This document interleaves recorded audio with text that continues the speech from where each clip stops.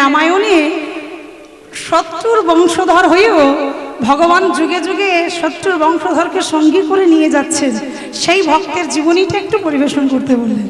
তা দেখুন, ভগবানের শত্রু ওই যুগে যুগে ভগবানের সঙ্গ পেল, সেটা কে জানো? সেটা আর কেউ নয়, ওই যে ওই ত্রেতা যুগে রাম অবতারে ভগবান রামচন্দ্রের শত্রু কে ছিল? আমার কে ছিল? কংস। কংস নাকি ত্রেতা যুগে ছিল? না না, মায়েরাটা বলেনি। আমার ত্রেতা যুগে রাবণ, মানে রাবণই ছিল রামের শত্রু, তাই তো? এটা আমরা সবাই জানি আর সবাইও মানি, তাই তো? কিন্তু দেখুন না, এই যে শত্রুর বংশধর হয়ে যুগে যুগে ভগবানের সঙ্গ পেল কিভাবে, এটা আস্বাদন করলে আমরা জানতে পারব। সেটা কি না, ওই যে যখন রাম রাবণের যুদ্ধ হলো, এটা আপনারা জানেন যুদ্ধটা কেন হয়েছিল বলুন তো? আমার কেন হয়েছিল? হ্যাঁ, সীতা চুরি হয়েছিল বলে। তা দেখুন, যে ভগবান সে জানতো না আজকে আমার বউ চুরি হবে? হ্যাঁ, জানতো তো। তাহলে বউকে ছেড়ে গেল কেন? সেই বউ উদ্ধার করবার জন্য রাম রাবণের যুদ্ধ হয়ে গেল? এটা কখনো হয়?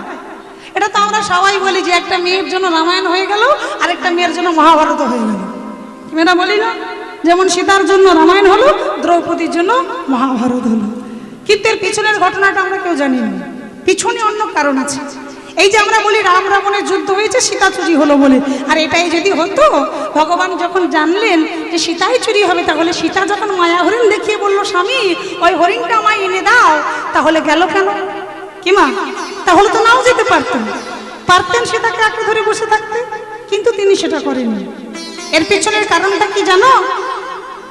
আমার সীতা যদি চুরি না হতো, লঙ্কাপুরীতে লক্ষ্মী স্থাপন হতো না। সীতা যদি চুরি না হতো, লঙ্কাপুরীতে ওই তুলসী বৃক্ষ রোপণ হতো না। আর তুলসী বৃক্ষ যদি রোপণ না হতো, ওই লঙ্কাপুরীতে মহাপ্রসাদ কখনো তৈরি হতো না। আর মহাপ্রসাদ তৈরি যদি না হতো, ভক্ত সমাজে মহাপ্রসাদ বিতরণ করা হতো না।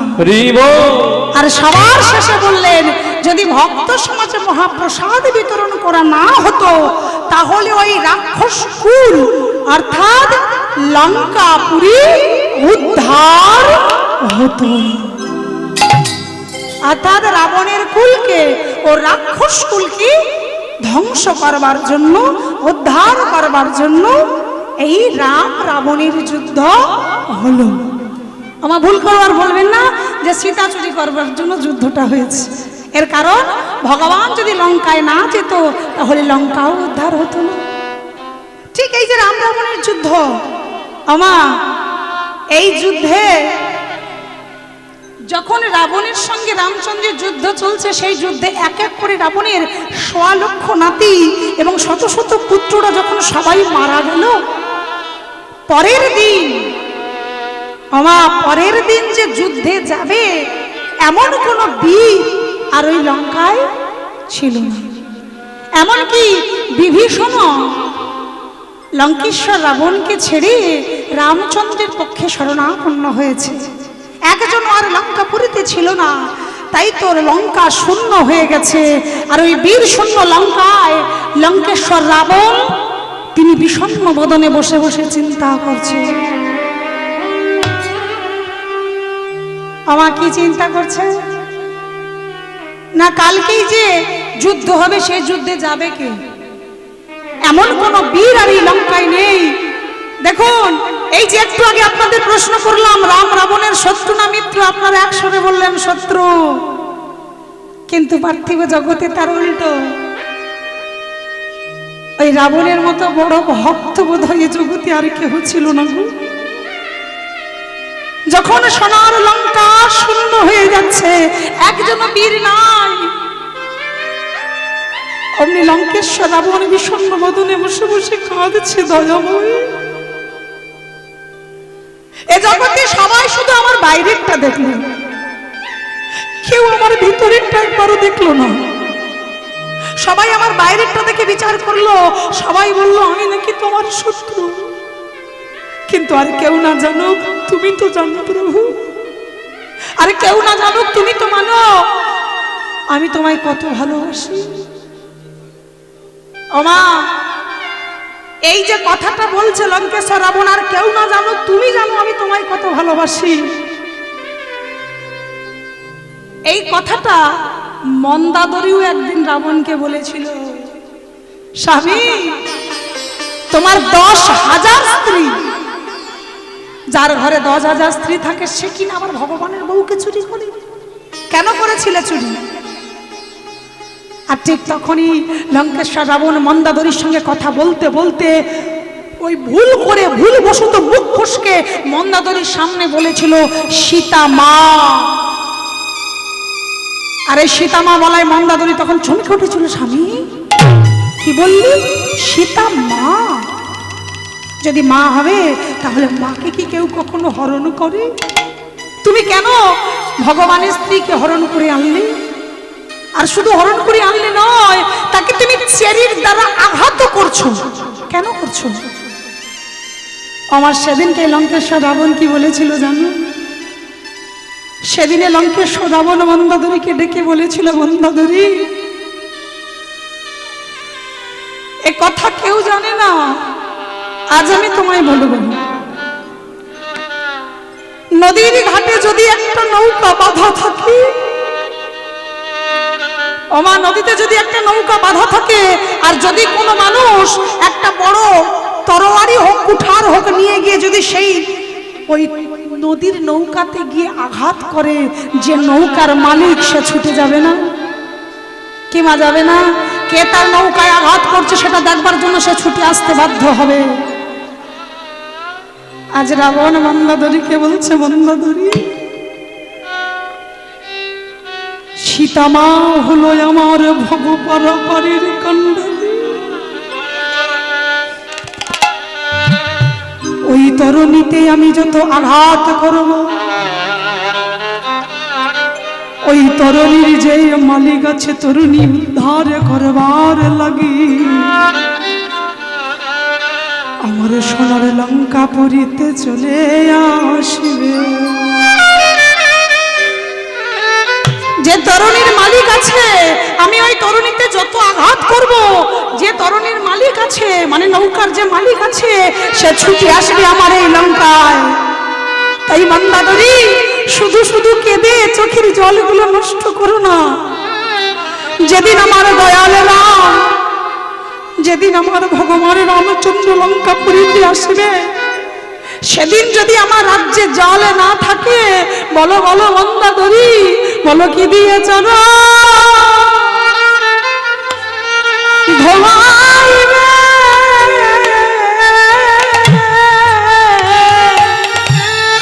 বলো কি দিয়ে চলো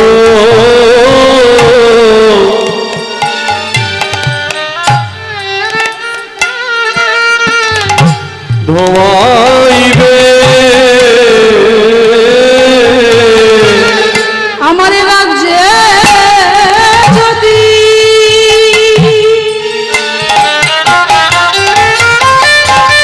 জল না থাকে,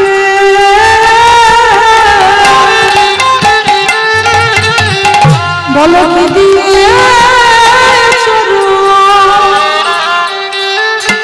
ধোয়াইবে?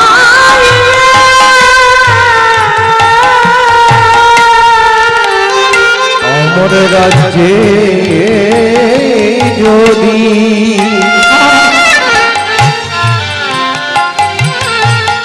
জল না থাকে, বলো কি দিয়ে চলো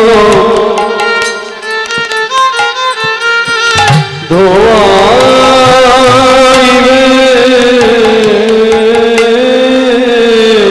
তাই তো ওমা, আজকে লঙ্কেশ্বর রাবণ ওই সিংহাসনে বসে বসে কাঁদছে, আর ভগবানকে ডেকে বলছে, দয়াময়, এইবার বোধহয় সময় হয়েছে তোমার হাতে মৃত্যুকে বরণ করে নেওয়া। কারণ জন্মটা সবার ভালোভাবে হতে পারে, কার কিভাবে জন্ম হলো সেটা বড় কথা নয়, মৃত্যুটা সঠিকভাবে হওয়া চাই। এ জগতে ভগবানের হাতে মৃত্যুটা কি আর সবার ভাগ্যে হয় গো? দয়াময়, এতদিন পর এবার বোধহয় সময় হয়েছে তোমার হাতে মৃত্যুকে বরণ করবার। আমা ওই লঙ্কেশ্বর রাবণ বিষণ্ণ বদনে চিন্তা করছে না, ঠিক সেই সময় সেই সময় তরুণী, ওই বিভীষণের পুত্র তরুণী সেন, ছোট্ট 5 বছরের বালক, ছুটতে ছুটতে এসেছে। এসে দেখছে লঙ্কেশ্বর রাবণ বসে আছে। ছুটে গিয়ে চিৎকার করে ডাকলো, জেঠু, ও জেঠু। বলি, কি হয়েছে তোমার? তুমি এমন করে বিষণ্ণ বদনে কি করছো? লঙ্কেশ্বর রাবণ বলে, না তরুণী, আমায় বিরক্ত করিস না, এখান থেকে চলে যা। আমার যখনই বলেছে চলে যা, ছোট্ট ছেলেটা চলে তো যাচ্ছে না, বরং ছুটে গিয়ে ওই লঙ্কেশ্বর রাবণের গলাটা জড়িয়ে দিয়েছে। ও জেঠু, কি হলো তোমার? তুমি জানো, আমার মা বলে যখনই কারোর মনে কোনো কষ্ট হয়, দুঃখ হয়, সেই কথাগুলো অপর কাউকে বলতে হয়, বললে মনের দুঃখ একটু কমে। ছোট্ট 5 বছরের ছেলে, ওই রাবণের ভাই বিভীষণের পুত্র তরুণী সেন ছুটে গিয়ে লঙ্কেশ্বর রাবণের গলা জড়িয়ে ধরেছে। ও জেঠু, বলে না তোমার কি হয়েছে?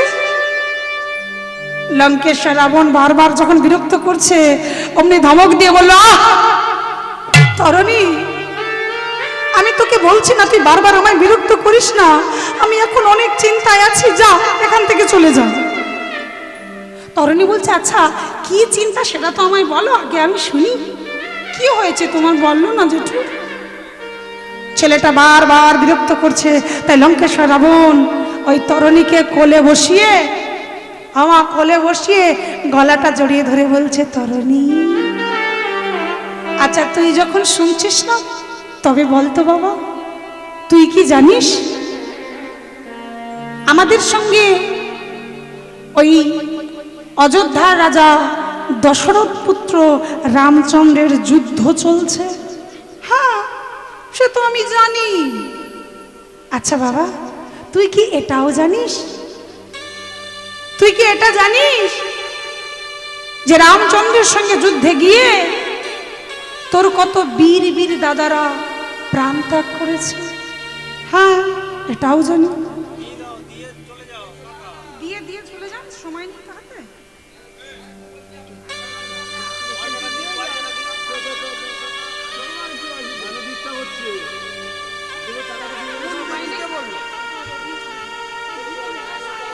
আচ্ছা দিয়ে তোমার জ্ঞান কোথায়?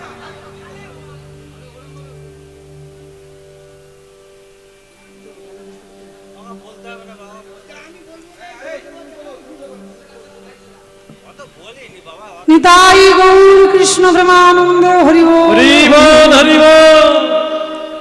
ওমা, ছোট্ট ছেলেটাকে কোলে বসিয়ে রাবণ বোঝাচ্ছে, ওরে বাবা, তুই নিশ্চয়ই এটাও জানিস যে তোর বাবা মানে আমার ভাই, সে আমার ভাই হয়েও আমার পক্ষ নেয়নি, রামচন্দ্রের পক্ষ নিয়ে চলে গেছে আমাকে ত্যাগ করে, এটাও জানিস?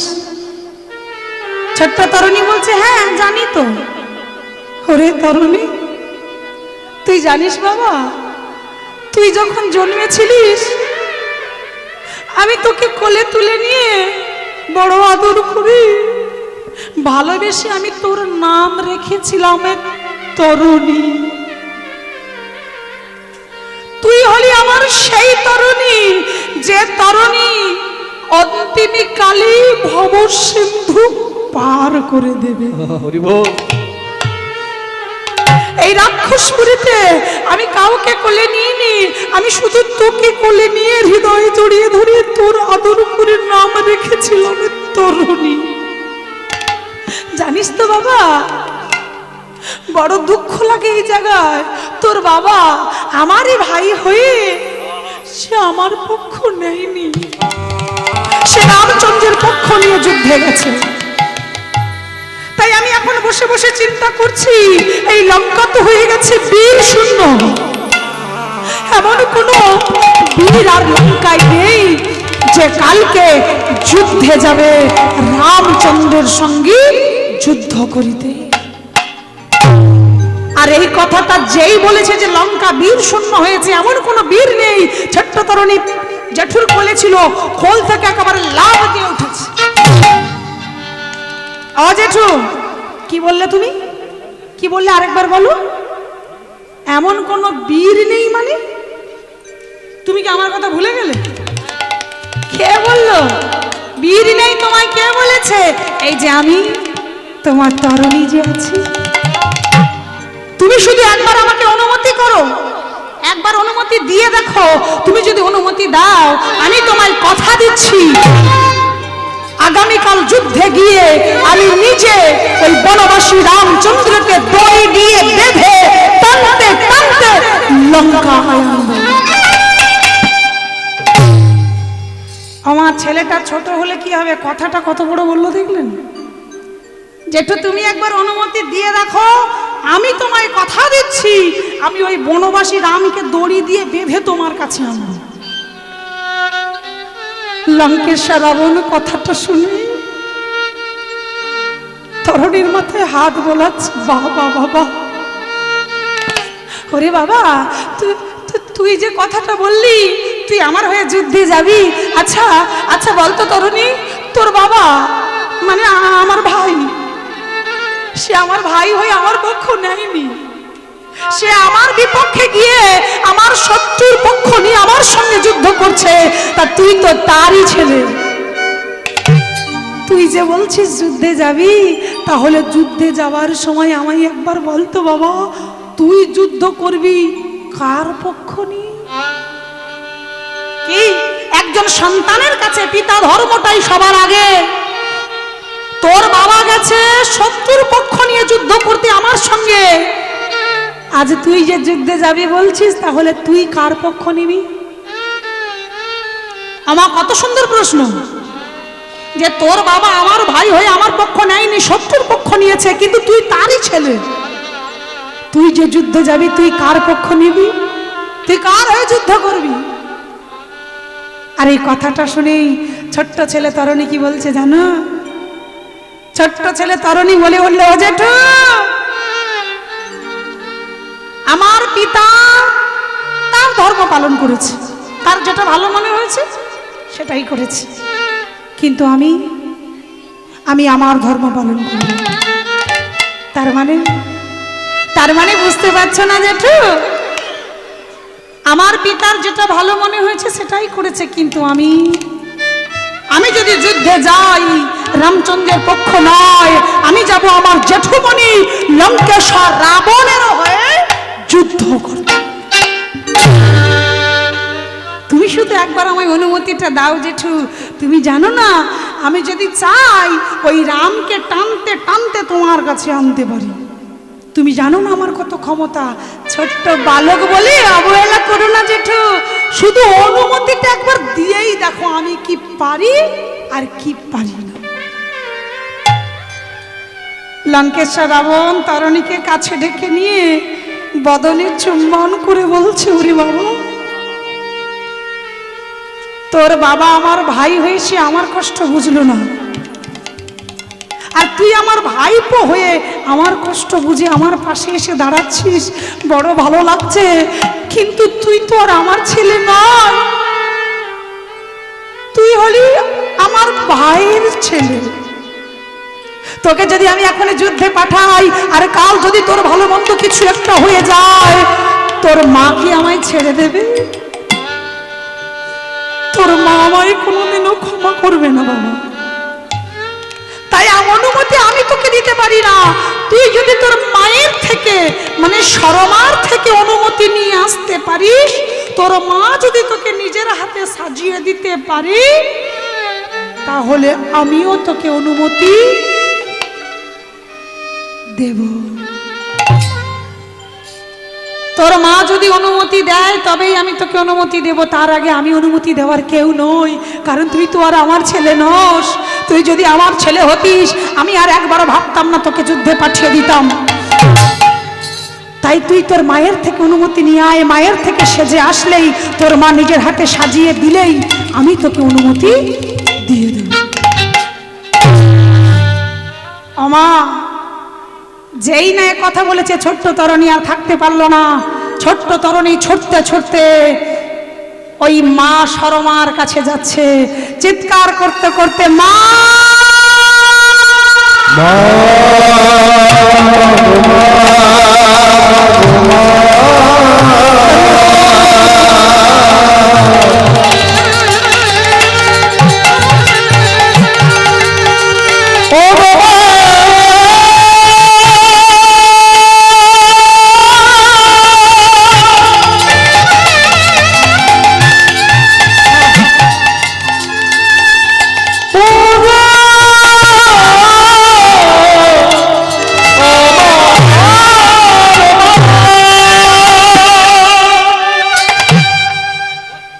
মা সরমা কোথায় ছিল জানো? সরমা মা তখন আছে অশোক কাননে। অশোক, যেখানে কোনো শোকের ছায়া নেই। আস্তে ওমা আস্তে, এত কথা বললে হয়? হরিবাসরে বসে আমি কোথায় কান দিলে নাম অপরাধের অপরাধী হবেন। রাত জেগে নাম শুনছেন, যদি একটু পুণ্য অর্জন করা যায়, আর সে যদি পাপ নিয়ে বাড়ি যান তাহলে আশাটাই বেকার। সব অপরাধের ক্ষমা হয়, নাম অপরাধের কোনো ক্ষমা নেই। তাই হাতে ধরে পায়ে ধরে বলবো, কোনো কথা বলবেন না। সারা জীবন তো গল্প করেই অকথা কুকথা বলেই পার হয়ে গেল। একটু ভগবানের জন্য যখন এসেছি, একটু মন প্রাণ সর্বস্ব দিয়ে তার কথা শুনব। আজকে দেখুন সরমা মা আছে অশোক কাননে মা সীতার কাছে। এই যে বললাম না, রাবণের মনে কোনো অভিসন্ধি ছিল না। যদি থাকতো, অতগুলো ঘর ছিল, বিরাট রাজমহল ছিল, পারত না সীতাকে একটা ঘরে রাখতে? করেনি। পারতেন সীতাকে একটা ঘরে রেখে যখন খুশি তার কাছে যেতে, কিন্তু সেটা করেনি। তিনি তাকে রেখেছিলেন অশোক কানন। অশোক, যেখানে কোনো শোকের ছায়া নেই। আর সেই অশোক কাননে মা সীতা বসে আছে, আর সেখানেই বসে বসে গল্প করছিলেন মা সরমা। আর ছেলে যখন ডাকছে, মা সরমা ওই সীতা মায়ের সাথে গল্প করতে করতে ছেলের ডাক শুনে সীতাকে বলে উঠল, মা তুমি একটু বসো, আমি আসছি, আমার ছেলে আমায় ডাকছে। আর ছেলের ডাকে সাড়া দেওয়ার জন্য মা সরমা ছুটতে ছুটতে আসছে তরণী। আর অপর দিক থেকে ছেলেটা মা মা মা বলে ছুটতে গিয়ে মা সরমাকে জড়িয়ে ধরল। মা বলে উলাই, কি হয়েছে তো? তুই হঠাৎ এই অসময় খেলতে খেলতে মা মা বলে ছুটে এলি, কি হলো আমায় বল। মা সরমা মা জিজ্ঞাসা করছে তোর কি হয়েছে। অমনি ছোট্ট তরণী বলে উঠল, হ মা, মা আগে তুমি বলো, তুমি আমায় অনুমতি দেবে। আরে কি হয়েছে, কোথায় যাবি, কি হয়েছে আমায় বল, তবে তো তোকে অনুমতি দেব। হ মা, মা গো তুমি আগে আমায় কথা দাও, তুমি আমায় নিজের হাতে সাজিয়ে দেবে। কি সাজিয়ে দেব? কেন, কোথায় যাবি? আই সত্যি করে বল, তুই কোথায় যাবি? আমা যখনই বলেছে কোথায় যাবি, অমনি ছোট্ট তরণী বিষণ্ণ বদনে বলে উঠল, মা, মা গো আমায় জেঠুমণি বলেছে, আমার জেঠুমণি বলেছে। কি বলেছে? কি বলতে এসেছিস আমায় বল বাবা, তুই এমন করছিস কেন? কোথায় যাবি? আর কোথায় যাওয়ার জন্য তুই বারবার আমার কাছে অনুমতি চাইতে এসেছিস, আমার কাছে সাজতে চাইছিস, কোথায় যাবি বল। ছেলেটা ভয় বলতে চাইছে না, কারণ বললে যদি মা না যেতে দেয়। কিন্তু বলতে তো হবেই, না বললে মা অনুমতিও দেবে না। তাই ছেলেটা বিষণ্ণ বদনে বলছে, ও মা, আমার জেঠুমণি বলেছে তুমি যদি আমায় অনুমতি দাও, তুমি যদি আমায় নিজের হাতে সাজিয়ে দাও, তাহলে আমি আমার জেঠুমণির হয়ে যাব রঘুপতি রামচন্দ্রের সঙ্গে যুদ্ধ করিতে। তরণী, কি বললি তুই? কি বললি? তুই তুই তুই যাবি ওই ওই রামচন্দ্রের সঙ্গে যুদ্ধ করতে? বাবা বাবা, ওরে আমি এবার বুঝতে পেরেছি তোর জেঠুমনি কি চায়। আমি বুঝেছি তোর জেঠু কি চায়, আমি আর বুঝতে বাকি নেই। এই বলে তরুণীর হাতটা ধরে বলছে, ওরে তোর জেঠুর তো এক এক করে শত শত পুত্ররা মারা গেছে, তাই তুই আমার বুকের ধন, আমার বুকে আছিস, এটাই তোর জেঠু মানতে পারছে না। তাই সে চাইছে তুই আমার বুকের ধন, তোকে আমার বুক থেকে কেড়ে নিয়ে আমার বুকটাকেও খালি করে দিতে। আমি বুঝেছি, থাকুক ওই লঙ্কেশ্বর, থাকুক তার এই রাক্ষসপুরী নিয়ে, থাকুক তার এই অট্টালিকা নিয়ে, এসব আমার কিচ্ছু চাই না। ওরে তরুণী,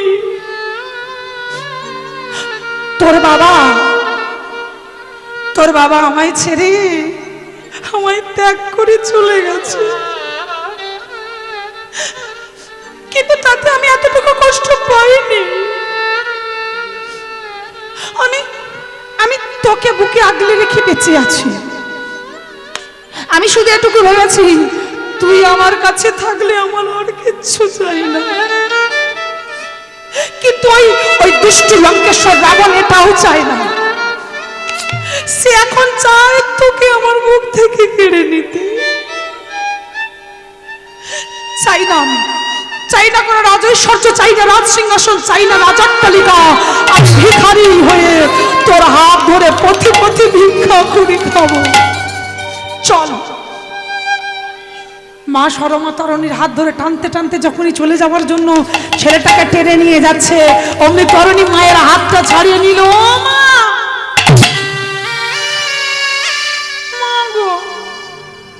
অনুমতি দাও না। আমার জেঠু বলেছে তোর মা যদি অনুমতি দেয়, তোর মা যদি তোকে নিজের হাতে সাজিয়ে দেয়, আমিও তোকে অনুমতি দেব। আমার জেঠুমনি আমায় বলেছে, মা ও মা, তুমি যদি সাজিয়ে না দাও জেঠু আমায় অনুমতি দেবে না। দাও না মা। আজকে ছেলেটা কোনো কথাই শুনছে না, মায়ের আঁচল ধরে শুধু কাঁদছে। ও মা, তুমি আমায় সাজিয়ে না দিলে আমার জেঠু বলেছে আমায় অনুমতি দেবে না। ছেলেটা মায়ের আঁচল ধরে কাঁদছে, শুনছে না, যুদ্ধে যাওয়ার জন্য বায়না করছে। উনি মা সরমা মাটিতে বসে তরণীর বদনে হাত বোলাচ্ছে। ওরে তরণী, তুই কি ভেবেছিস যুদ্ধটা কি কোনো খেলা? খেলা নয় বাবা। এই পার্থিব জগতে, এই লঙ্কাপুরীতে থেকে যতজন গেছে রামচন্দ্রের সঙ্গে যুদ্ধ করতে, তারা আর কেউ এখনো ঘরে ফিরে আসে। তুই আমার কথা বলিস না বাবা, তুই আমার একমাত্র বুকের ধন, তুই আমার একমাত্র শিবরাত্রির সঙ্গে। ওই বাতিটা যদি নিভে যায়, আমি যে অন্ধকারে তলিয়ে যাব। না, ও কথা বলিস না।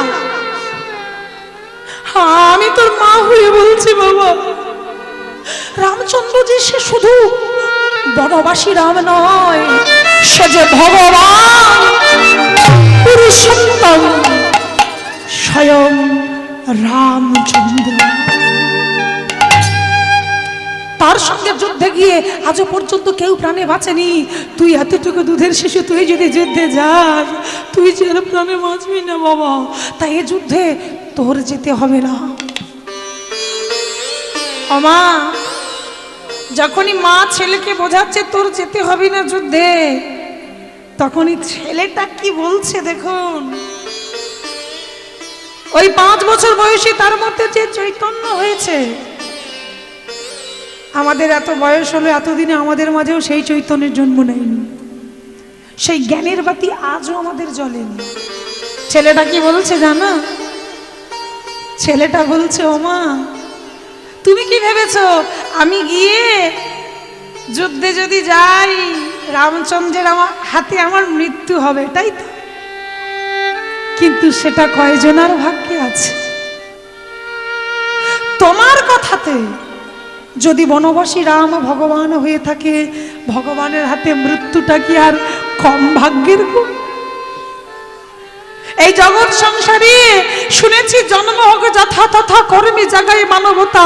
জীবী যেখানে জন্ম নেই, কর্ম ভালো হলেই সে ভগবানকে পাবে। ভগবানকে নাই বা পাই, ভগবানের হাতে মৃত্যু তো আমার হবে। যে জন্মে ভগবানের হাতে মৃত্যু হয় সেই জন্মটাই তো সার্থক হয়ে যায়।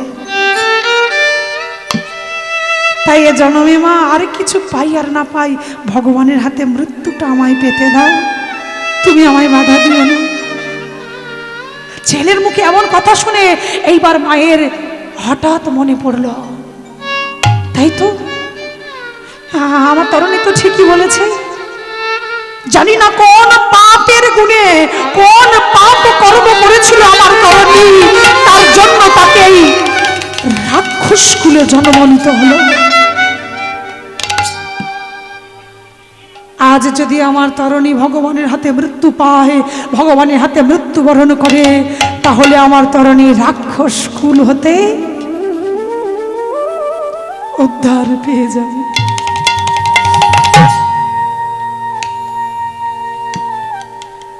এই জগতে ভগবানের সঙ্গ লাভ নাই বা করতে পারো, ভগবানের হাতে মৃত্যু হলে আমার তরুণী আর যাই হোক রাক্ষস কুল হতে তো মুক্তি পাবে।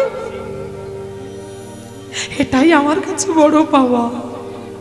জানি না কোন জন্মে কোন পাপের ফলে ওকে এই রাক্ষস কুলে জন্ম নিতে হয়েছে, আর এই পাপের প্রায়শ্চিত্ত করে ও যদি ভগবানের হাতে মৃত্যু বরণ করে, আমার তরুণী রাক্ষস কুল হতে উদ্ধার হয়ে যাবে। আর এই কথা বলে সরমামা কোনো কথা নয়, ঘরের ভিতরে ছুটে গিয়ে ঘরের ভিতর থেকে একটি চন্দনের বাটি নিয়ে বাহিরে বেরিয়ে এলো।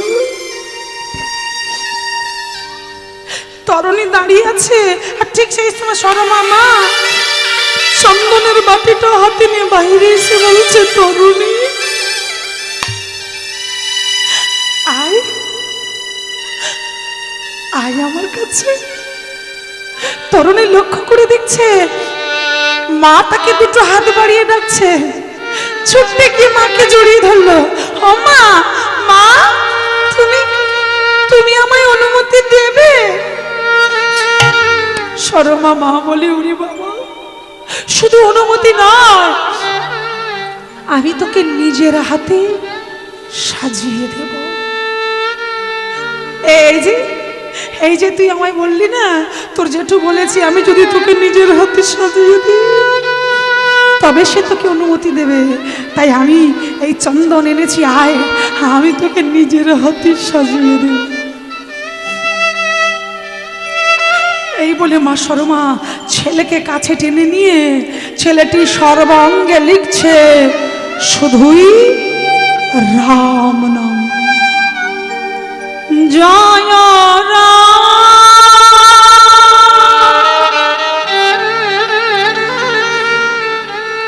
জয়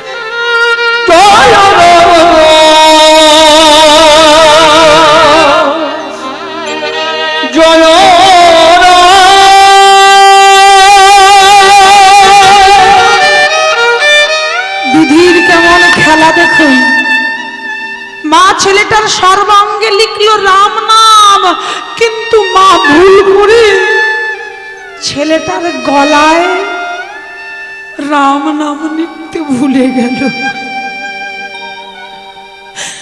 পা থেকে মাথা পর্যন্ত ছেলেটার সর্বাঙ্গে শুধু রাম নাম লিখলেন, কিন্তু ছেলেটার কণ্ঠে মানে গলায় রাম নাম লিখতে ভুলে গেল।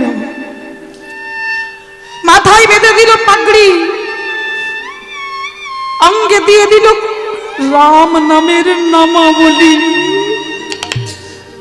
সর্বাঙ্গে লিখলো রাম নাম। আর যখন এমন করে সাজালো, ছোট্ট তরুণী বলে উঠলো, ও মা, তুমি আমায় কি সাজে সাজালে? আমি বললাম না আমি যুদ্ধে যাব, আর যুদ্ধে গেলে তো রণসাজ সাজতে হয়, তুমি আমায় কি সাজালে? আরে কথাটা শুনে সরু মামা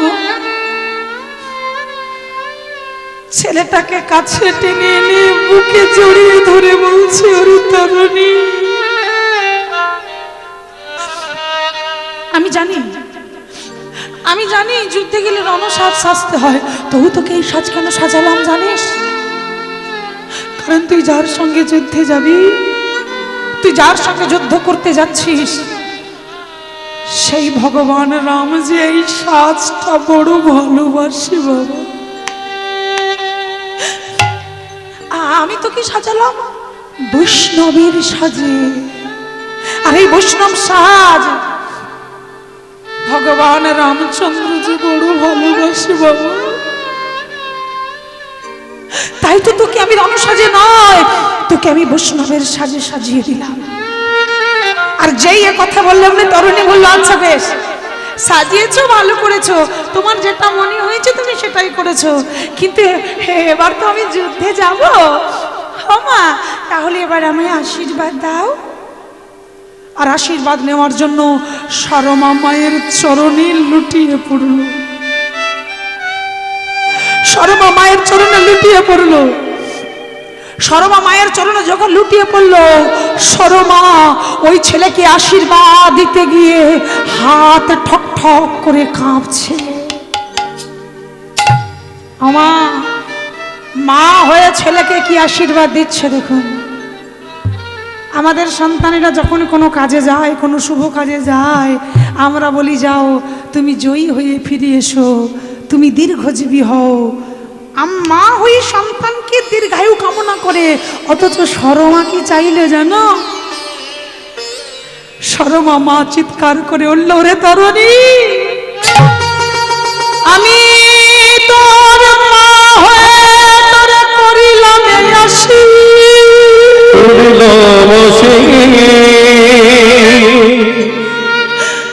আমি তোর মা হয়ে তোরে করিলাম আসি,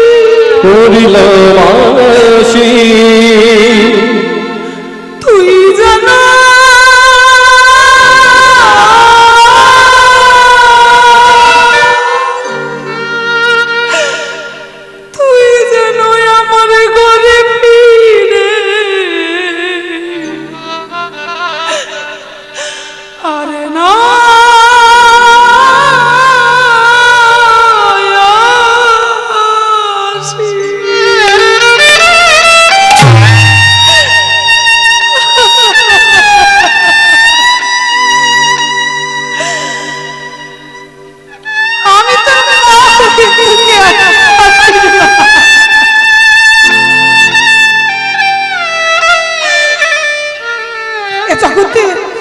এ জগতে কোনো মা পারবে না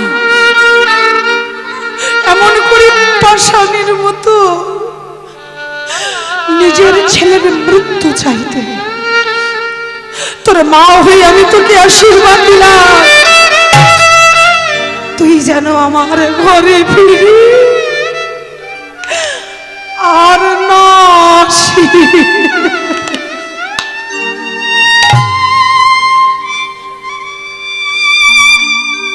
ছোট্ট তরুণী মায়ের চরণটা হৃদয়ে জড়িয়ে ধরল। মাগো তোমার মনে প্রাণে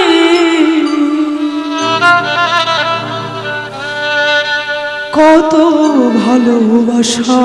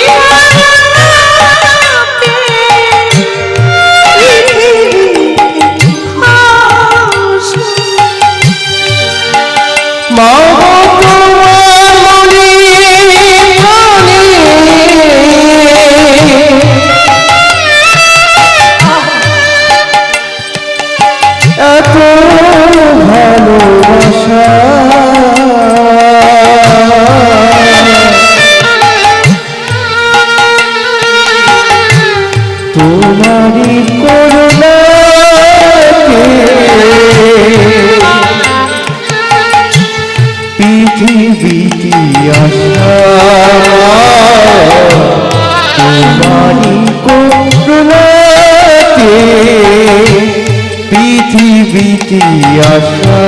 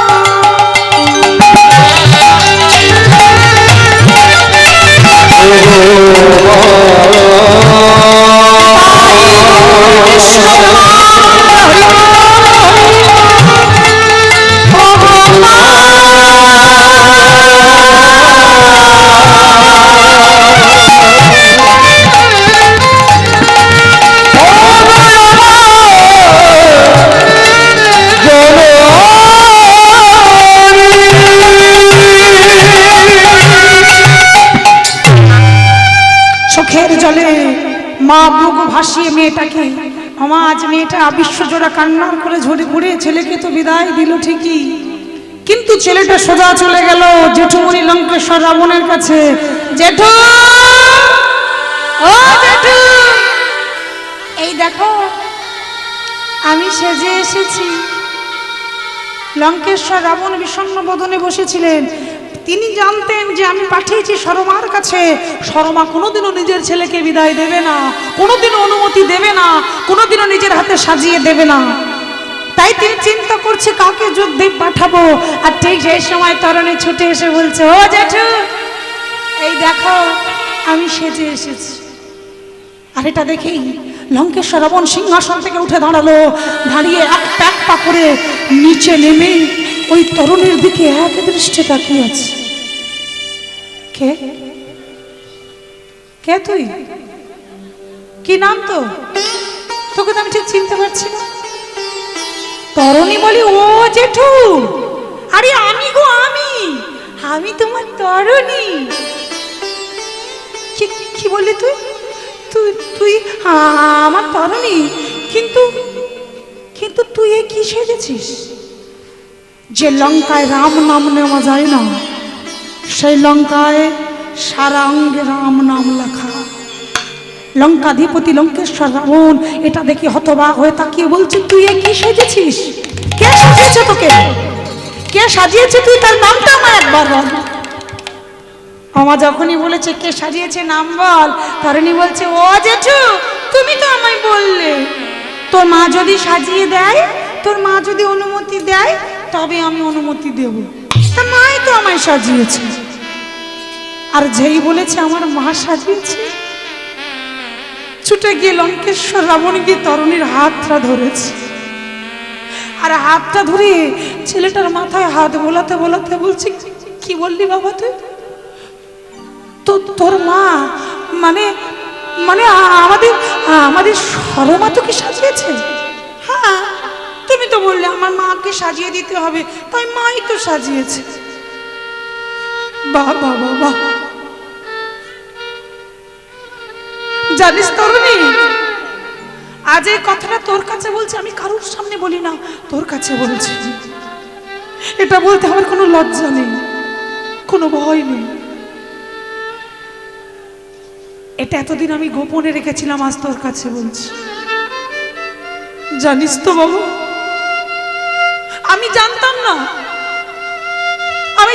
আমার এই রাক্ষসপুরীতে তোর মায়ের মতো এমন এত বড় পরম বৈষ্ণব আছে বলে।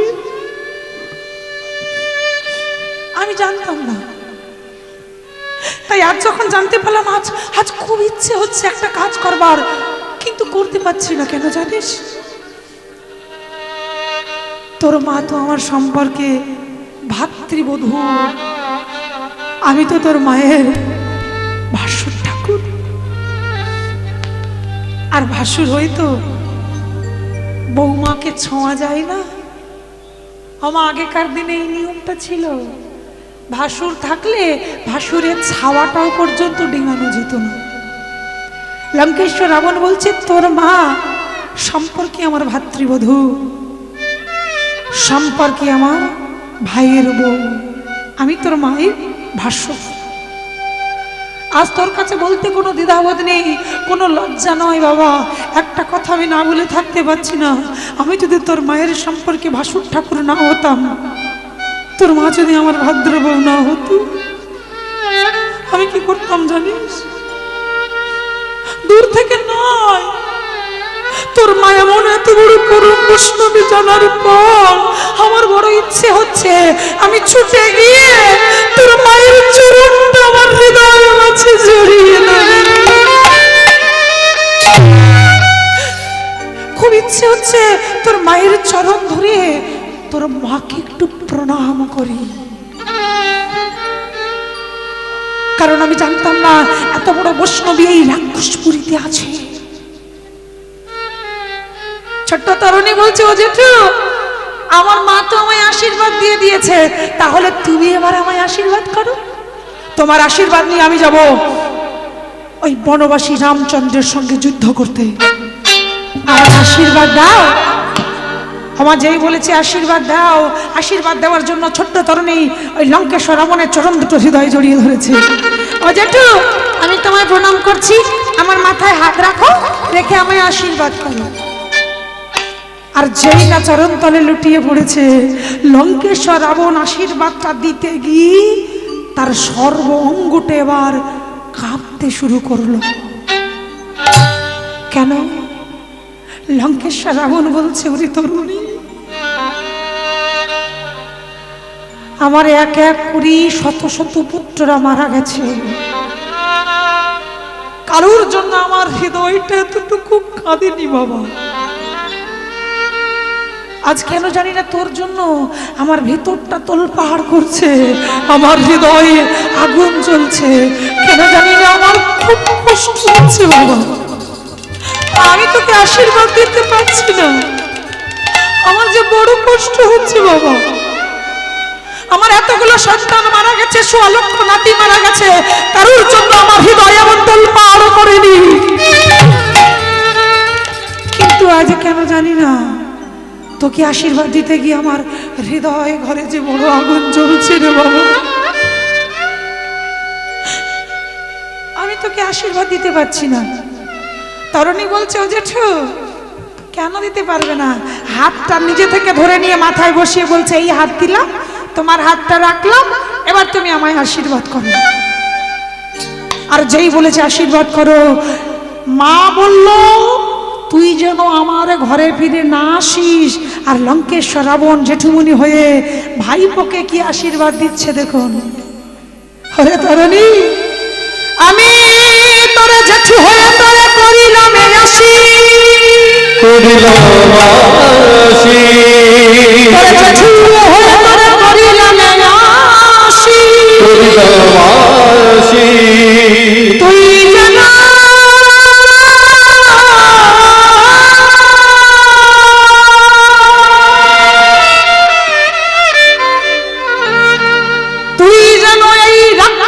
কুলে ফিরে আর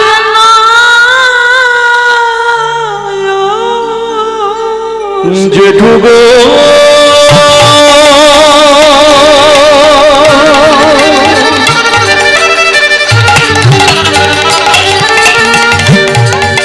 ও গো জেঠু,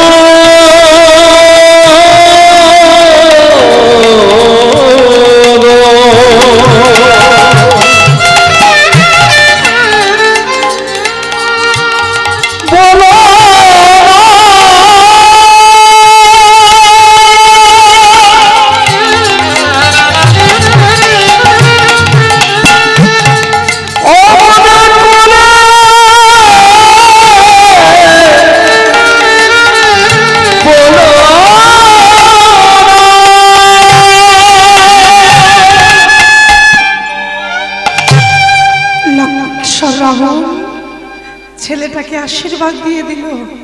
মা হয়ে বলল, তুই যেন আমার ঘরে ফিরে আর না আসিস। আর জেঠুমনি আশীর্বাদ করলো, তুই যেন এই রাক্ষস কুলে ফিরি আর না আসিস। কেন জানি না মনে হচ্ছে কোন জন্মের কোন পাপের জন্য তার ফল পেতে তোর মতো এমন ভক্ত এই রাক্ষস কুলে জন্ম নিয়েছে। আমিও তোর জেঠু হয়ে চাই, তুই এই রাক্ষস কুল হতে মুক্তি পেয়ে যা, তুই এই রাক্ষস কুল হতে উদ্ধার হয়ে যা। আমি চাই না এই রাক্ষস কুলে তুই আবার ফিরে আয়, এটা আমি চাই না। আমি চাই তোর ওই রামচন্দ্রের হাতে মৃত্যু হয়ে যা।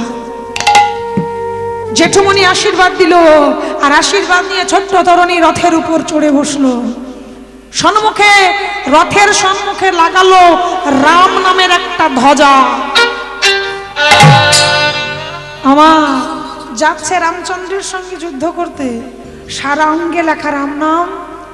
যে রথে যাচ্ছে রথের সামনে আছে রাম নামের ধ্বজা, আর বদনেও বলছে রাম নাম। সীতারাম সীতারাম সীতারাম হনুমান, সীতারাম হনুমান, সীতারাম সীতারাম হনুমান, সীতারাম হনুমান, হনুমান সীতারাম হনুমান সীতারাম হনুমান সীতারাম হনুমান সীতারাম হনুমান সীতারাম হনুমান সীতারাম হনুমান সীতারাম হনুমান সীতারাম হনুমান মামা সবাই মিলে নাম করছেন করছেন কই হাতগুলো দেখতে পাচ্ছি না তো আমার একটু সবাই মিলে তালে তালে করতালি দিয়ে সবাই একসাথে গাইব একসাথে তিনজনেরই নাম হবে কিন্তু সবাই মিলে উচ্চ ঈশ্বরে একটু জোর করে সবাই তালে তালে করতালি দিয়ে সীতারাম হনুমান সীতারাম হনুমান সীতারাম হনুমান সীতারাম হনুমান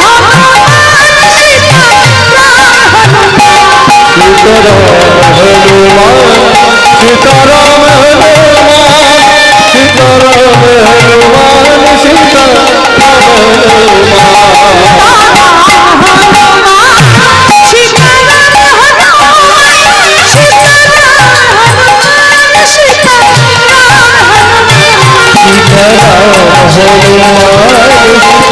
হনুমান সীতারাম ওমা তরুণী কিন্তু একা নয় পিছনে লক্ষ লক্ষ সৈন্যরাও যাচ্ছে মানে তরুণী রথের পিছু পিছু আসছে আর এদিকে ওই গাছের ডালে বসে আছে আমার রাম ভক্ত হনুমান গাছের ডালে বসে বসে ওই যে দূরে রাম নাম গাইতে গাইতে আসছে রামের ধ্বনিটা মানে নামের ধ্বনিটা গিয়ে হনুমানের কানে পৌঁছালো হনুমান ওই গাছের ডালে বসে বসে লক্ষ্য করে দেখছে আজ কি লঙ্কা থেকে কেউ আসবে না নাকি যুদ্ধে কি লঙ্কেশ্বর রাবণের কি যুদ্ধ করার মতো আর কেউ নেই একেবারে বীর শূন্য হয়ে গেছে ওমা এই ভেবে ওই গাছের ডালে বসে দেখছে কেউ আসছে কিনা ঠিক সেই সময় তরুণী রাম নাম গাইতে গাইতে ঠিক একেবারে বৃক্ষের কাছে এসেছে ওমা বৃক্ষের কাছে আসছে আর দুটো হাত তুলে নাচতে নাচতে আসছে সীতারাম হনুমান সীতারাম হনুমান সীতারাম হনুমান সীতারাম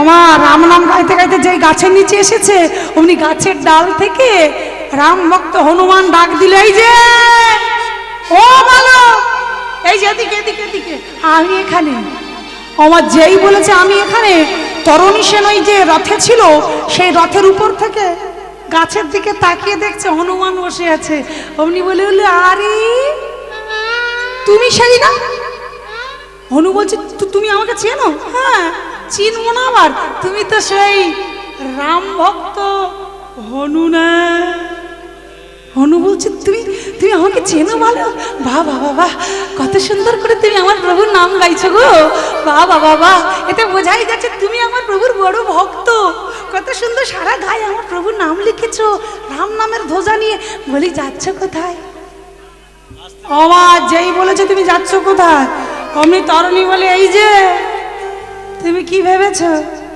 আমি তোমার প্রভুর নাম লিখেছি তোমার প্রভুর নামে ধ্বজা লাগিয়েছি প্রভুর নাম বলতে বলতে যাচ্ছি বলে আমি তোমার প্রভুর ভক্ত হয়ে গেলাম তুমি জানো আমি কোথায় যাচ্ছি বলে কোথায় কেন আজকে আমি এসেছি লঙ্কেশ্বর রাবণের হয়ে ওই বনবাসী রামচন্দ্রের সঙ্গে যুদ্ধ করতে আমার যেই বলেছে যুদ্ধ করতে এসেছি হনু বলে তুমি কি আমার সঙ্গে মজা করছো এত সুন্দর করে আমার প্রভুর নাম সারা অঙ্গে লিখেছো প্রভুর নামই গাইছো আবার বলছো প্রভুর সঙ্গে যুদ্ধ করতে যাচ্ছ এটাকে বিশ্বাসযোগ্য হলো বলে ও বালক বলো না তুমি কোথায় যাচ্ছ তরুণী বলছে এই যে হনু তোমাকে এত উত্তর দিতে পারবো না আমি যাচ্ছি যার কাছে তার সঙ্গে যুদ্ধ করব তাকে আজকে আমি বলে এসেছি আমার জেঠুমণিকে তাকে আজকে আমি ওই দড়ি দিয়ে বেঁধে একেবারে টানতে টানতে লঙ্কায় নিয়ে যাব আর হনুমানের সামনে যেই না এমন কথা বলেছে হনু তো একেবারে লাফ দিয়ে রথের উপর পড়েছে কি বললি তুই যত বড় মুখ নয় তত বড় কথা আমি থাকতে আমার প্রভুকে বেঁধে লঙ্কায় নিয়ে যাবি? ওই দেখি তোর কত ক্ষমতা। আমার এই বলে ছুটে গিয়ে ওই যে রথ চালাচ্ছিল সেই সারথীর হাতে যে পাঁচনি মানে লাঠি ছিল, লাঠিটা ছ মেরে কেড়ে নিয়েছে। দেখি তুই যাস কি করে। আমার যেই পাঁচনিটা কেড়ে নিয়েছে, সারথি তো হনুমান পাঁচনি কেড়েছে, এই ভয় সারথি রথ থেকে নেমে পালিয়ে গেছে। আর যেই সারথি নেমে গেল, অমনি তরণী ক্রধান্বিত হয়ে রেগে গিয়ে হনুর গালে মারল সপাটে একেবারে রথ থেকে পাল্টিকে হনু নিচে পড়েছে। আমার বীর হনুমান যদি একটা চড়ে নিচে পড়ে যায় কি মা, তার রাগ হবে না? হনু রাগে দিক বিদিক জ্ঞান হারিয়ে ফেলেছে। রাগে কাঁপতে কাঁপতে বললেন, কি এত বড় স্পর্ধা, একটা ছোট্ট দুধের শিশু হয়ে আমার গায়ে হাত! তুই দেখবি আমার কত ক্ষমতা, আমি এখনই তোকে চূর্ণ বিচূর্ণ করে দিতে পারি, দেখবি? তবেই ওই তরণীকে চূর্ণ বিচূর্ণ করবার জন্য চারিদিকে দেখছে, আর দেখছে চারিদিকে অনেক বৃক্ষ আছে, এক একটা বৃক্ষ তুলছে একেবারে উপরে ওই তরণের দিকে নিক্ষেপ করছে। আর যখন শনশন শব্দ বৃক্ষটা এগিয়ে আসছে, ওই বৃক্ষটা রথের উপর পড়লেই রথ পুরো চাপা পড়ে যাবে। তরণী কি করলো, বৃক্ষটা অনুসরণ করে একটি তীর দিয়ে সেই না নিক্ষেপ করলো, ওই তীর দ্বারা বৃক্ষটাকে দূরে নিয়ে গিয়ে আছড়ে ফেললো। আমার ঠিক এমনি করে এক এক করে হনু কখনো ওই পাথর ছুঁড়ে ছুঁড়ে দিচ্ছে, আর ওই তরণী মান দ্বারা এক একটি পাথর হোক বৃক্ষ হোক সেগুলো দূরে সরিয়ে দিচ্ছে। এখন হনু একের পর এক প্রহার করছে, তরণী সব সরিয়ে দিচ্ছে, রাস্তা পরিষ্কার করে দিচ্ছে।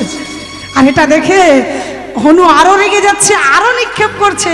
অমনি তরণী বললো, আরে দাঁড়াও দাঁড়াও দাঁড়াও। বলি, ও হনু, অনেক তো তোমার ক্ষমতা দেখালে, কিছুই তো করতে পারলে না, তাই এবার একটু আমার ক্ষমতা দেখো। কি এতক্ষণ তুমি আমাকে আঘাত করেছো, আমি নিজেকে বাঁচিয়েছি, এইবার আমার ক্ষমতাটা দেখো, আমি কি পারি আর কি পারি না। আমার হনু এক দৃষ্ট তরণীর দিকে তাকিয়ে আছে, আর তরণী বলছে, তোমাকে যে ক্ষমতাটা দেখাবো, কি করে দেখাই, কি করে কি করে।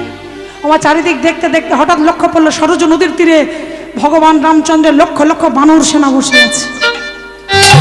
আমার লক্ষ লক্ষ বানর সেনা বসে আছে, তাই কি করছে দেখুন, তরণী এদিক ওদিক না তাকিয়ে সোজা ওই বানটিকে নিয়ে ওই সরজ নদীর তীরের দিকে তাকিয়ে একেবারে নিক্ষেপ করবে। যাতা বান নয়, একেবারে অগ্নিমাখা বান। আর সেই অগ্নিমাখা বান যখন শনশন শব্দে ছুটে যাচ্ছে, একটা বান থেকে হয়ে গেল লক্ষ লক্ষ বান, আর ছুটে গিয়ে ওই লক্ষ লক্ষ বানর সেনাকে একসাথে আগুনে পুড়িয়ে দগ্ধ করে মৃত্যু দিয়ে দিল। লক্ষ লক্ষ বানর সেনা সবাই প্রাণ ত্যাগ করলো। এটা দেখে হনু ভয় কাছে, কি এই তো কোনো সামান্য বালক নয়, এই তো অনেক ক্ষমতা, এ চাইলে আমার প্রভুকে বেঁধে নিয়ে যেতে পারবে। তাই ভয় ছুটতে ছুটতে আসছে, প্রভু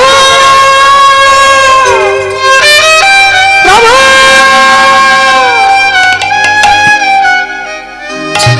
আমার ছুটে এসে দেখছে কি সেখানে তিনজন দাঁড়িয়ে আছে, রাম, লক্ষণ আর যে এসেছে যে বালক তারই পিতা, কে গো, বিভীষণ। তিনজন দাঁড়িয়ে আছে। হনু ছুটতে ছুটতে এসেছে, প্রভু প্রভু, সর্বনাশ হয়েছে প্রভু। ওমা যেই বলে যে সর্বনাশ হয়েছে, রামচন্দ্র বলছে, আরে হনু একটু শান্ত হও, ভালো করে দম নাও। বলে, কি হয়েছে প্রভু? প্রভু, আজ লঙ্কা থেকে একটা বালক এসেছে, আপনাকে বেঁধে টানতে টানতে লঙ্কায় নিয়ে যাবে। সেই বালক আসছে, সে আপনাকে বেঁধে লঙ্কায় নিয়ে যাবে, সে আসছে আপনার সঙ্গে যুদ্ধ করতে প্রভু। আর বোধহয় আপনাকে আমরা কেউ আটকে রাখতে পারবো না, দাঁড়াও। বলি, হনু তোমার মাথা ব্যথা গেছে নাকি? মুখেই বলছে একটা বালক আসছে, আবার বলছো সে আমায় বেঁধে নিয়ে যাবে। আরে কোনো বালকের কি সাধ্য আছে আমাকে বেঁধে কোথাও নিয়ে যাওয়ার? কেন তুমি এমন করে ভয় পাচ্ছ? ওমা যখন এ কথা বলেছে, হনু বলছে, প্রভু প্রভু, এত অল্পভাবে আপনি ছেলেটাকে হালকাভাবে নেবেন না, কারণ সে কিন্তু অনেক শক্তিশালী, তার অনেক ক্ষমতা, সে এক বাণে আমাদের লক্ষ লক্ষ বানর সেনা হত্যা করেছে, সে কিন্তু চাইলে সত্যি সত্যি আপনাকে নিয়ে চলে যেতে পারে। প্রভু প্রভু, আর বোধহয় আমরা আপনাকে আটকে রাখতে পারবো না প্রভু, এবার বোধহয় ওই বালক সত্যি আপনাকে নিয়ে লঙ্কায় চলে যাবে। ভগবান বলছে, হনু তুমি একটু শান্ত হয়ে দাঁড়াও তো, কোথায় সেই বালক? কই দেখি, কে সে? আমাকে বেঁধে নিয়ে যাবে, কই তাকে একটু দেখি। এখন যেই বলেছে দেখি, আমার অপর দিক থেকে তরণী রথের সারথি তো চলে গেছে, রথ থেকে নেমে পায়ে হেঁটে নাচতে নাচতে রামচন্দ্রের দিকে আসছে। আমার নাচতে নাচতে আসার বদনে কি গাইছে জানো? জয় রঘুপতি রাম রাজা রাম পতিত পাবন সীতারাম। রঘুপতি রাঘব রাম রাম পতিত পাবন জয় সিয়া রাম। রঘুপতি রাম রাজা রাম পতিত পাবন সীতারাম। রঘুপতি রাঘব রাজা রাম পতিত পাবন সীতারাম। সীতারাম জয় সীতারাম পতিত পাবন সীতারাম।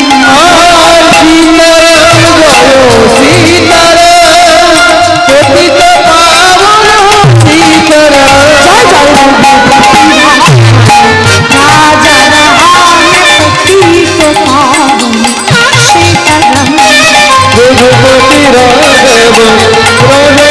রাম পতিত পাবন সিয়া রাম।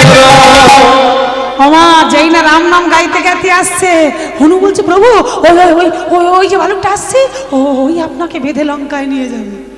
আর যেই ও কথা বলেছে ভগবান হাসতে শুরু করলেন। হনু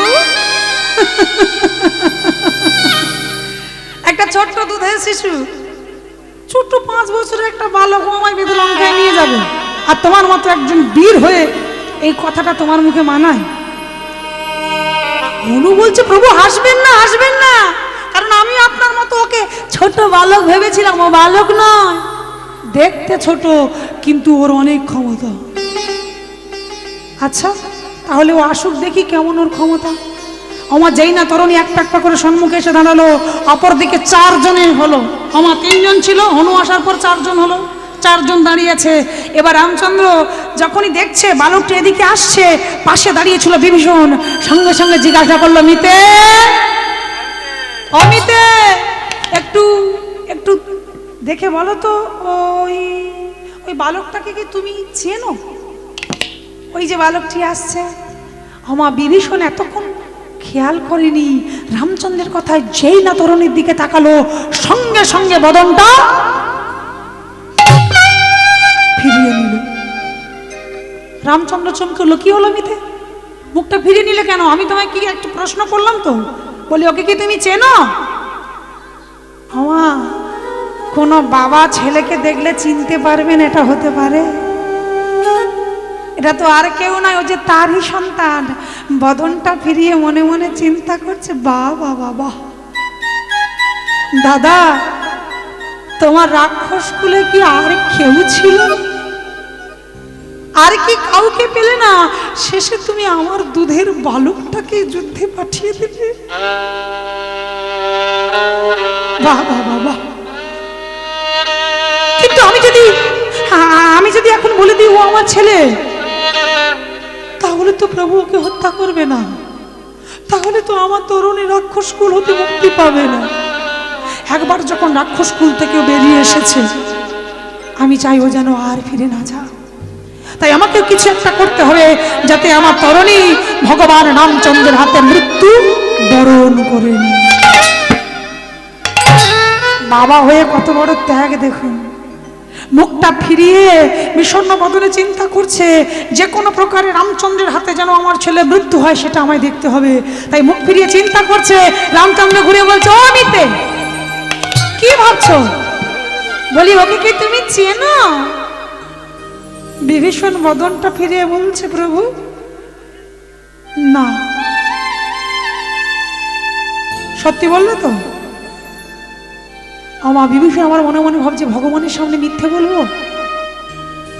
চিন্তা করলো আমি এমন ভাবে বলবো যাতে আমার একুল ওকুল দুকুল বাঁচে, মিথ্যাও না বলতে হয়, আর প্রভু যাতে ধরতেও না পারে ও আমার ছেলে। কিভাবে বলছে দেখুন না, প্রভু আসলে ও আমি যে বংশে জন্ম নিয়েছি, মানে ওর দেহে যে রক্ত বইছে আমার দেহ সেই একই রক্ত বইছে।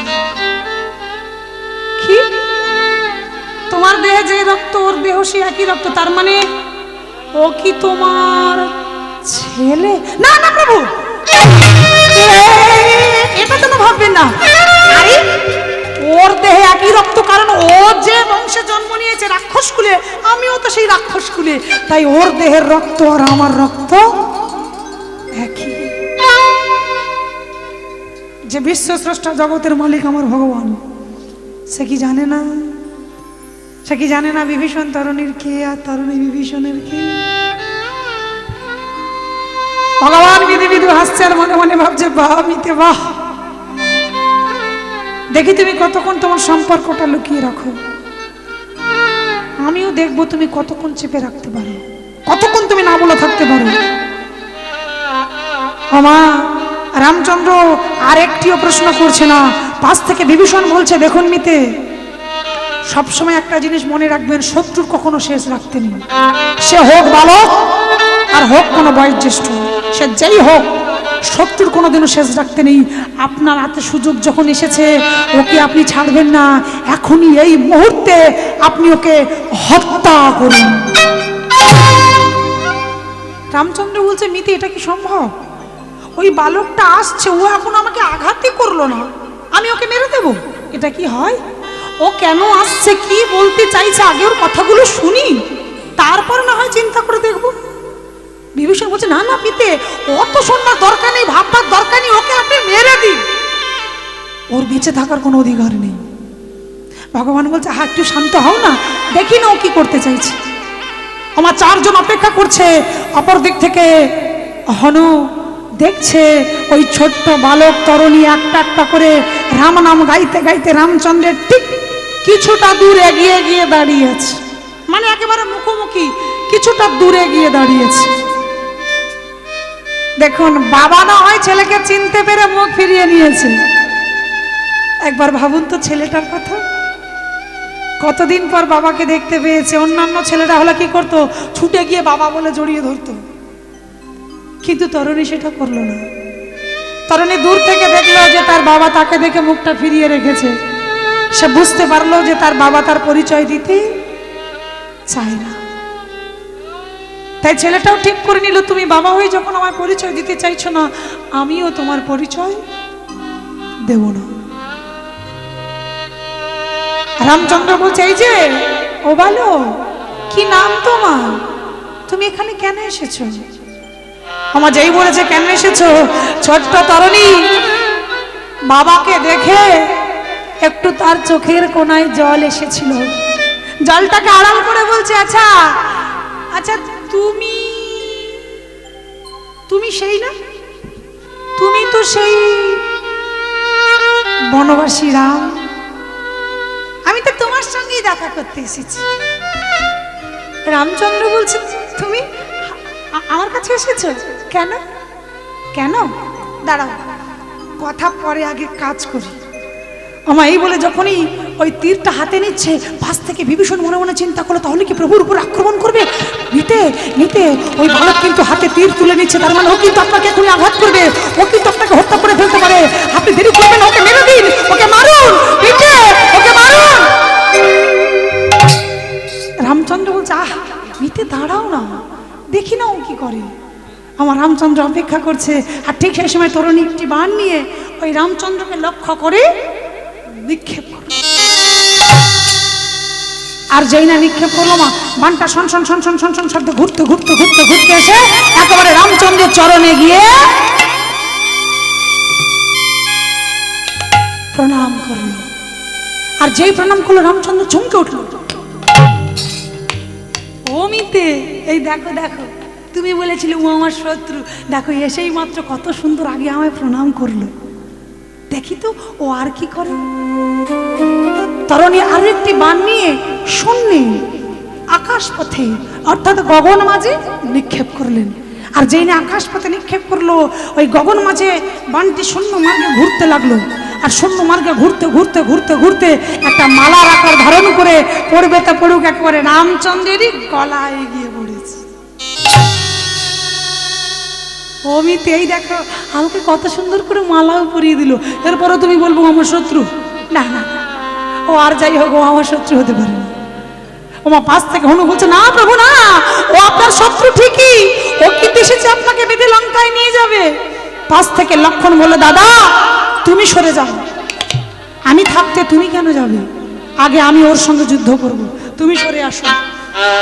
আমার রামচন্দ্রকে সরিয়ে লক্ষণ যেই না ছুটে গিয়ে তরুণীর দিকে বাণ নিক্ষেপ করতে গেল, অমনি তরুণী বলল, দেখো আমি কিন্তু তোমার সঙ্গে যুদ্ধ করতে আসিনি, আমি এসেছি ওই বনবাসী রামচন্দ্রের সঙ্গে যুদ্ধ করতে, আমি বনবাসী রামকে বেঁধে লঙ্কায় নিয়ে যাবো, তুমি সরে যাও। কিন্তু লক্ষণ বলে উঠল, আরে বালক, মূর্খ বালক, আমি থাকতে আমার দাদার গায়ে কেউ হাত দিতে পারবে না, কি করবার আছে দেখি তোর কত ক্ষমতা। যেই বলেছে দেখি তোর কত ক্ষমতা, অমনি তরুণী ক্রধান্বিত হয়ে একটি বাণ যেই না তরুণী নিক্ষেপ করলো, লক্ষণের অঙ্গে লাগবার সঙ্গে সঙ্গে লক্ষণ মূর্ছিত অর্থাৎ অজ্ঞান হয়ে মাটিতে আছড়ে পড়ল। প্রাণে মারলো না, খালি অজ্ঞান করে দিল, জ্ঞান হারিয়ে মাটিতে পড়ে গেল।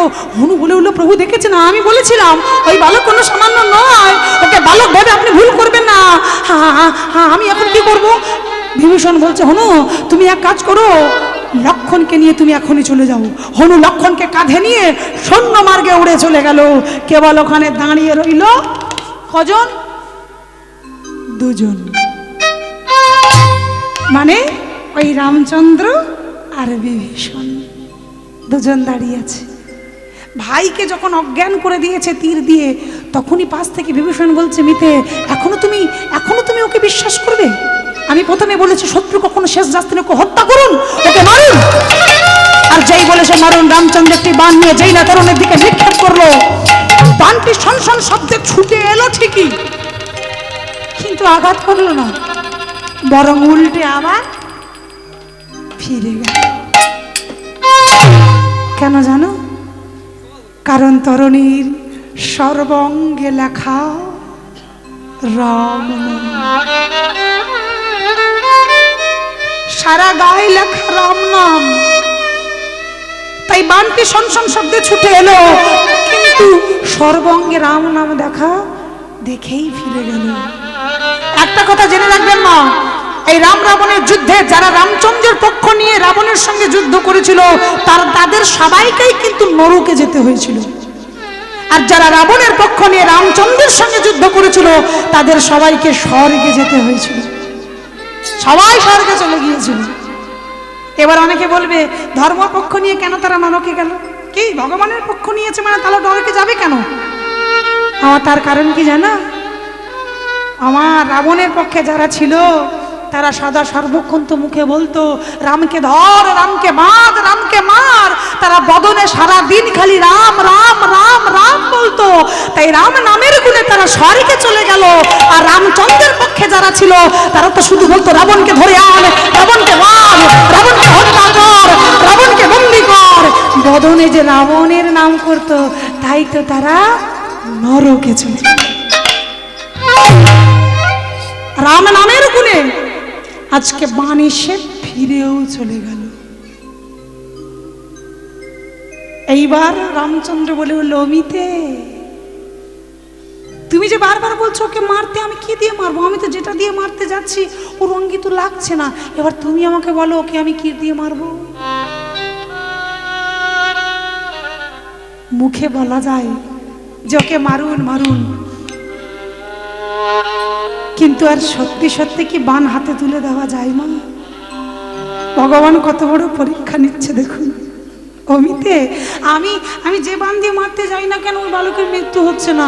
এক কাজ করো, তুমি এখান থেকে আমাকে ওই যেই বাণে ওই বালকের মৃত্যু, সেই বাণটাই শুধু আমার হাতে এনে দাও।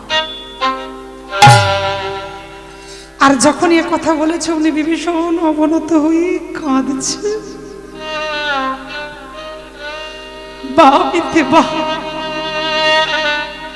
তুমি না অন্তর্যামী, তুমি না ভগবান।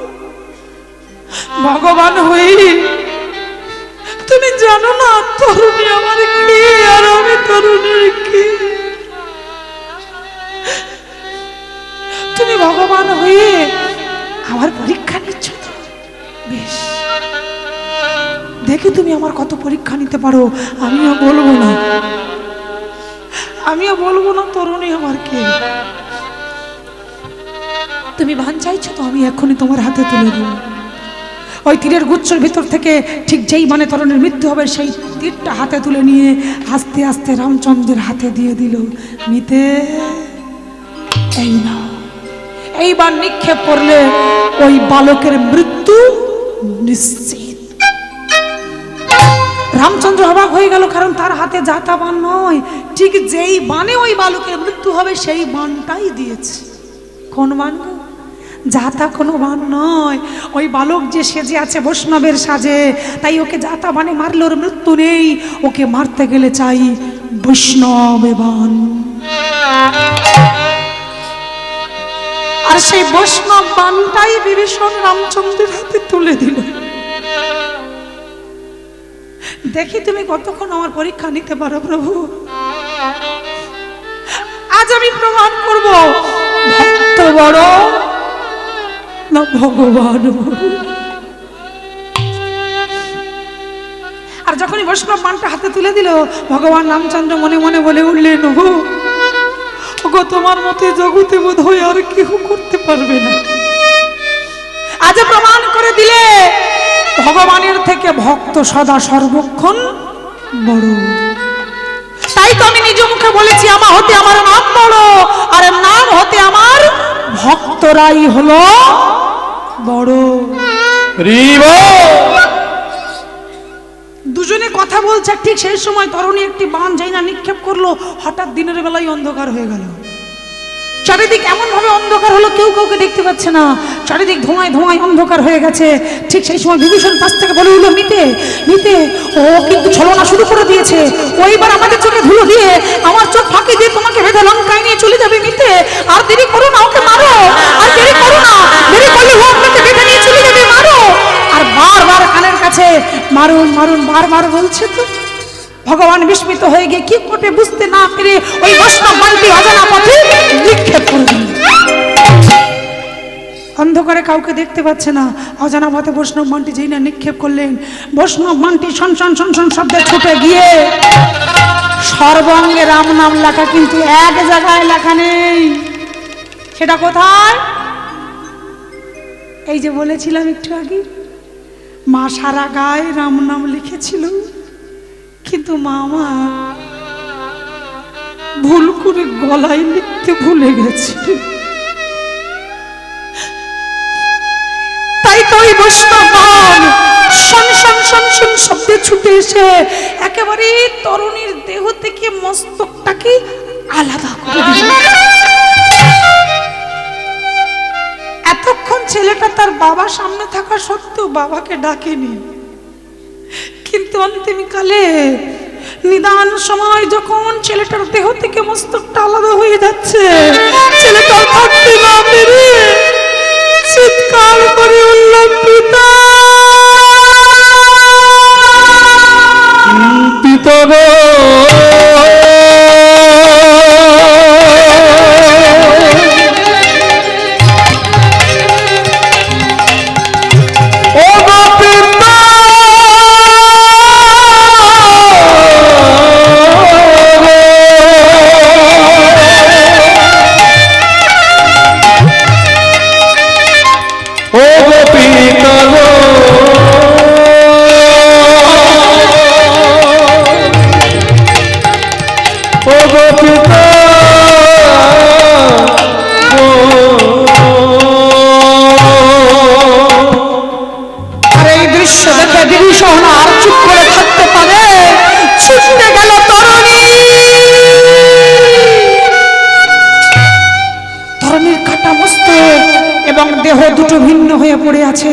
বাবা ছুটে গিয়ে ছেলেটাকে হৃদয়ে জড়িয়ে ধরে কাঁদছে, তরুণী তুই আমায় ক্ষমা করে দে বাবা, আমি তোর এমনই হতভাগ্য পিতা, আমি তোকে তোর সন্তানের পরিচয় আমি দিইনি বাবা, কিন্তু আমি এটা না করলে তুই যে রাক্ষসকুল হতে মুক্তি পেতিস না বাবা, তাই আমি তোর পরিচয় দিইনি, তুই আমায় ক্ষমা কর। ছেলেকে বুকে নিয়ে কাঁদছে, আর পাশ থেকে এক প্যাপ্পা করে রামচন্দ্র এগিয়ে গিয়ে বিভীষণের স্কন্ধে হাত রাখলো। মিতে চমকে উঠল, চমকুটে চোখের জলটা যেই না মুছছে, রামচন্দ্র মাটিতে বসলে। নিতে কে? তুমি তো একটু আগে বলেছো ওর সঙ্গে তোমার কোনো পরিচয় নেই, শুধু রক্তের সম্পর্ক। ওকে তুমি চেনো না, ওকে তুমি দেখোনি, তাহলে কে? এর জন্য তুমি কাঁদছো কেন? কে ওই ভালো? অমনি বিভীষণ আর থাকতে পারলো না, বলে উঠলো, মিতে এখনো তুমি পরীক্ষা নেবে? তুমি কি জানো না তরুণী আমার কি? ও যে আর কেউ নয়, ও আমার একমাত্র বুকের ধন, একমাত্র আধার ঘরের আলো পোড়া সোনার মণি। ও আমার সন্তান তরুণী সেন।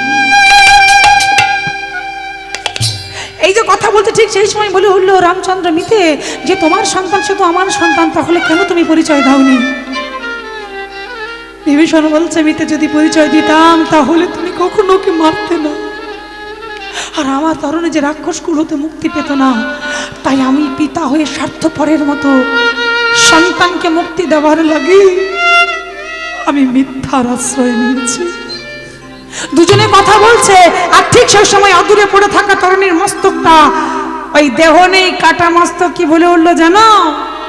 কই না, কোথায় না, একবার দেখা দাও।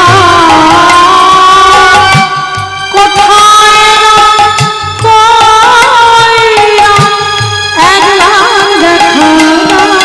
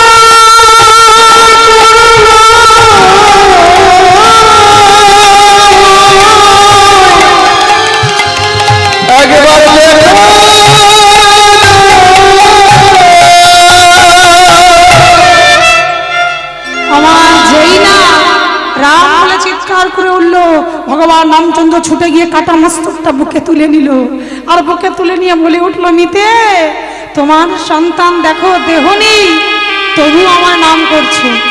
এত বড় ভক্ত আমি বুঝতে পারিনি, আমি তোমার কথায় আমি ওকে হত্যা করে ফেলেছি। তাই এ জন্মে আমি ওকে রাক্ষস কুল হতে মুক্তি করলাম, ওকে আমি রাক্ষস কুল হতে উদ্ধার করে দিলাম। কিন্তু ও যে বদন থেকে সুবল, এই যে মৃত্যুর পরেও আমার নাম করলো, যে বদন থেকে ও সুবল বলিল, আমি ওকে কোলে নিয়ে কথা দিলাম শুধু জন্মে নয়, এরপর যতবার আমি ধরায় যাব ততবার ওকে আমার সঙ্গী করে, আমার লীলা সঙ্গিনী করে আমার সঙ্গে নিয়ে যাব। তাই তো বললেন, ওরে এ জন্মে তুই তো আমার সঙ্গ পেলি না, ত্রেতা যুগে আমি তোকে হত্যা করে রাক্ষস কুল হতে উদ্ধার করলাম, এরপরে আসছে দাপর যুগ, যে বদনে তুই সুবল বলিলি, এই দাপর যুগে তুই হবি আমার প্রিয় সখা সুবল। সেই শত্রুর বংশধর ভগবানের সঙ্গ পেল, দাপরে এলো, সুবল হলো। আবার যখন কলিতে জন্ম নিল তখন ওই সুবলই হলো গৌরীদাস পণ্ডিত আমার। তাই আজকে আমাদের এখানেই ভক্ত তরুণী লীলাটি শেষ হলো।